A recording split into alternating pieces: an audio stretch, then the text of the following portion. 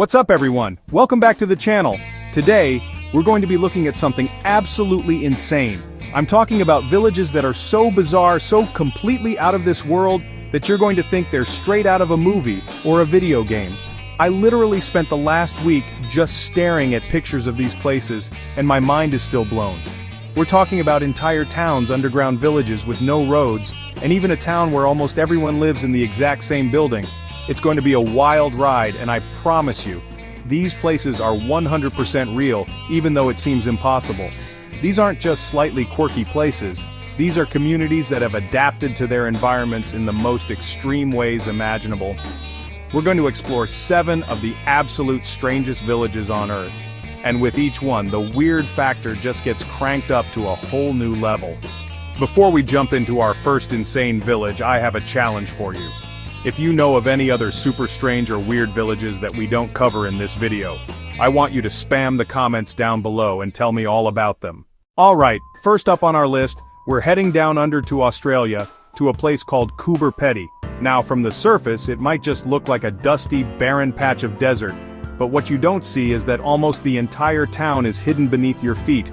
I'm not kidding, thousands of people here live in underground houses which they call dugouts.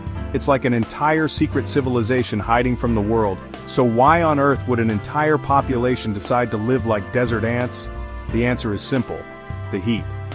In the Australian outback, summer temperatures can be absolutely brutal, regularly soaring past 120 degrees Fahrenheit or 50 degrees Celsius. So, the residents came up with a genius solution: go underground where the temperature stays a cool, comfortable 75 degrees Fahrenheit all year round. These aren't just simple caves or holes in the ground either. We're talking about full-blown beautiful homes carved right into the sandstone.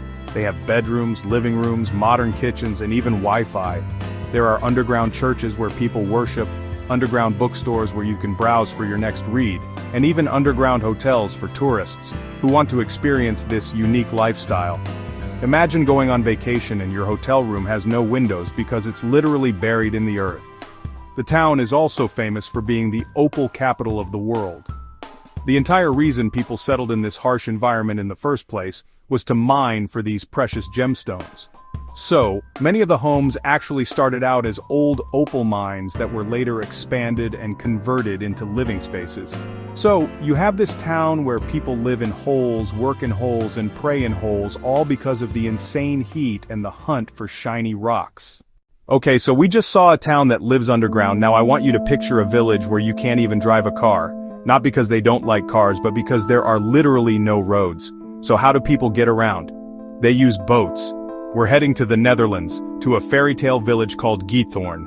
This place is so picturesque, it's often called the Venice of the North, and honestly, it might be even more charming. Imagine your daily commute to school or work being a peaceful boat ride down a quiet canal with lush green lawns and adorable thatched roof farmhouses on either side. The village is built on a series of small peat islands, all connected by over 170 small wooden bridges. The main form of transportation here is the punter, which is a long, narrow boat that you propel by pushing a long pole against the bottom of the canal. They're also called whisper boats because they have silent electric motors, so the entire village is incredibly peaceful and quiet. This unique layout wasn't designed for tourists. It has a fascinating history. The village was founded around 1230 by fugitives. When they arrived, they discovered a landscape rich in peat. For centuries, the villagers dug up this peat for fuel, and the holes they dug eventually filled with water, creating the lakes and canals that we see today. How do you get your groceries home? You load them onto your boat. What happens when you order a new couch? It gets delivered by boat. Emergency services like firefighters and paramedics have specially designed boats to navigate the narrow canals quickly. They've adapted every single aspect of modern life to fit their roadless reality. You heard me right. The next village on our list is located literally inside the crater of an active volcano. This is not a joke. We are traveling to a remote tropical island in the Philippine Sea, about 358 kilometers south of Tokyo, Japan. The island is called Aogashima, and it is one of the most isolated and insane places on the entire planet. The whole island is a giant volcanic crater, and inside that giant crater, there's another smaller volcano. It's a volcano inside a volcano, and nestled right between the outer wall of the main crater and the smaller central cone is a village. Yes, a village with around 170 people who have chosen to live in one of the most geologically dangerous places you can imagine. The last major eruption was in the 1780s, which tragically wiped out half the population and forced everyone to evacuate for almost 50 years. But, eventually, people came back. They chose to return and rebuild their lives inside this volcanic caldera. Why would anyone choose to live there? Well, despite the obvious danger, the volcanic soil is incredibly rich and fertile, making it great for farming. The island is lush and green, with a subtropical climate that feels like a paradise. Also, the volcano provides a natural source of geothermal power and heat. There are geothermal steam vents all over the central cone, and the villagers use them for heating their homes and even for cooking. Life on Aogashima is incredibly peaceful and isolated. There's only one school, one post office, and a couple of small shops. To get to the island, you have to take either a helicopter or a ferry from a nearby island, but the ferry gets cancelled about half the time due to bad weather and rough seas. It's so remote that the residents have a very tight-knit community. Everyone knows everyone, and they all rely on each other to survive in this beautiful but potentially deadly environment. Okay, this next one is gonna mess with your head. We're heading to the freezing cold of Alaska, in the United States, to a town called Whittier. Now, Whittier is a small, remote town surrounded by massive glaciers and mountains, but that's not the weird part. The weird part is that out of the roughly 280 people who live there, about 220 of them all live under a single roof. They live in one single 14-story building called Bodegas Towers. I'm not exaggerating. This one building isn't just an apartment complex, it's the entire town. Inside Bodegas Towers, you'll find not only people's homes but also the post office, a grocery store, a police station, a health clinic, a laundromat, a church, and even the school. The kids who live in the building can literally go to school in their pajamas without ever stepping foot outside. It's a completely self-contained ecosystem housed in a former army barracks. So why did this happen? How did an entire town end up in one building? The story goes back to World War II, when Whittier was chosen as a strategic military port.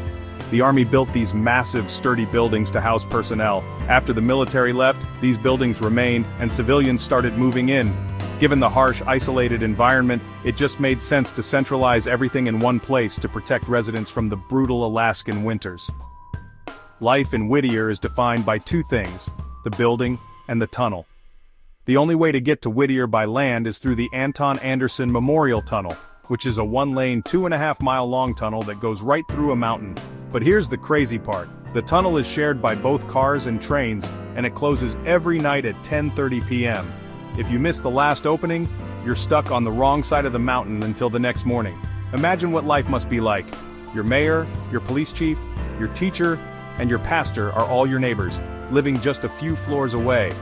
There's a level of community connection, and maybe a lack of privacy, that is unlike anywhere else. It's a level of convenience that's hard to beat, but it comes at the cost of living in very close quarters with your entire community, 24/7. We've seen towns with thousands of people living underground and hundreds living in one building, but what about a town with a population of just one? No, that's not a typo. We're going to Monowi, Nebraska, USA, the only officially incorporated municipality in the entire country with only a single resident. Her name is Elsie Eiler, and she is the town's mayor, treasurer, clerk, librarian, and the owner of its only business. Elsie, who is in her late 80s, literally does everything. As the mayor, she grants her own liquor license every year so she can run the Monowi Tavern, the town's one and only business.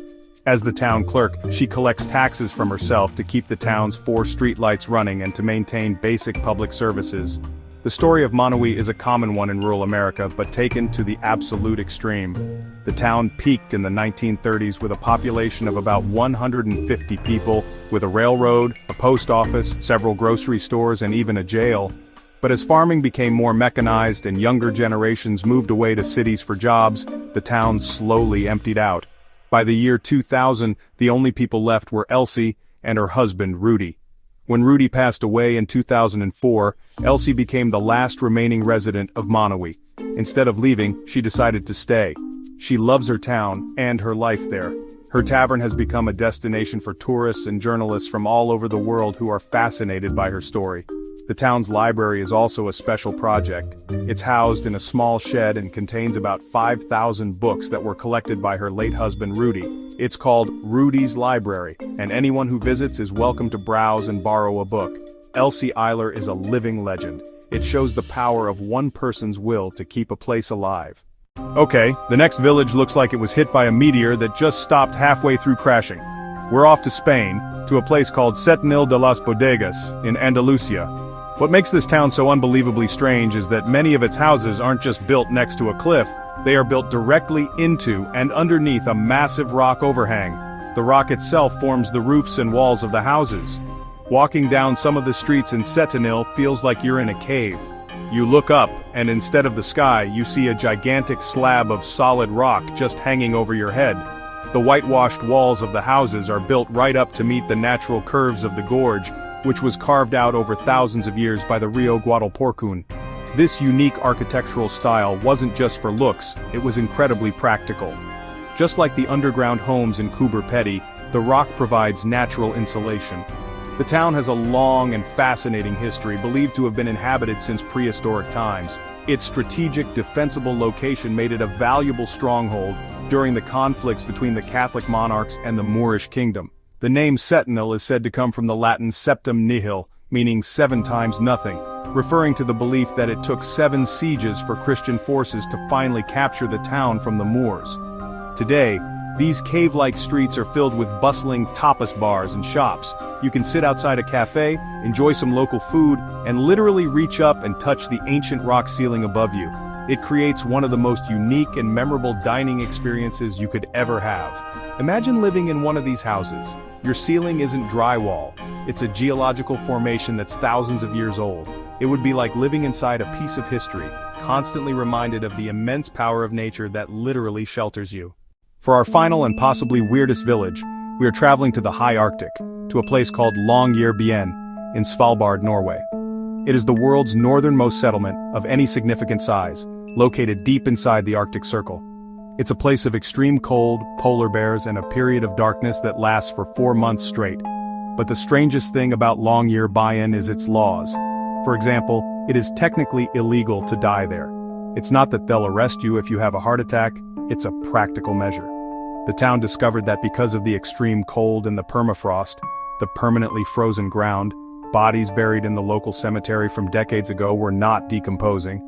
So what happens if you're terminally ill or elderly and nearing the end of your life? You are strongly encouraged to move to the Norwegian mainland to live out your final days. But that's not the only weird rule. It's also mandatory to carry a rifle if you leave the main settlement. Why? Because of polar bears. There are more polar bears than people on the Svalbard archipelago, and encounters can be deadly. So, for their own safety, anyone venturing outside the town limits is required by law to be armed and know how to use a firearm. There are other strange quirks too. There are no cats allowed in Longyearbyen. This law was put in place to protect the local bird populations, which are vulnerable. Also, because of the permafrost, all the buildings are constructed on stilts to prevent them from melting the ground beneath them and sinking. Even the roads and pipes are built above ground. Life in Longyearbyen is governed by the extreme environment. The sun sets in late October and doesn't rise again until mid-February. This period, known as the polar night, is 4 months of 24/7 darkness. Then, in the summer, they experience the midnight sun, where the sun doesn't set for 4 months. This town is a collection of some of the most bizarre rules and living conditions on the planet. It's illegal to die. You have to carry a gun to go for a walk. You can't own a cat, and you live in either total darkness or total daylight for months at a time. And that is a wrap on 7 of the absolute strangest, most unbelievable villages on the entire planet. From living underground in Australia to a town inside a volcano in Japan, and a place where it's illegal to die in Norway, these communities are proof that humans can adapt to literally anything. I honestly don't know which one is my favorite. Every single one of them just completely blew my mind. I want to know what you guys think. Which one was the most insane to you? Thank you all so much for watching. Seriously, it means the world to me that you guys tune in for these crazy adventures. If you had your mind blown today, do me a huge favor and smash that like button. And if you haven't already, hit subscribe and turn on notifications so you don't miss what's coming next. And don't forget to share this video with a friend who won't believe these places are real. Let me know in the comments which village you would actually dare to live in. I'm already working on the next video, and trust me, if you thought these villages were weird, you haven't seen anything yet. We're going to be exploring some of the most forbidden and mysterious places on Earth that you're not allowed to visit. It is going to be absolutely epic. So stay tuned. Thank you again for all the support, and I will see you in the next video.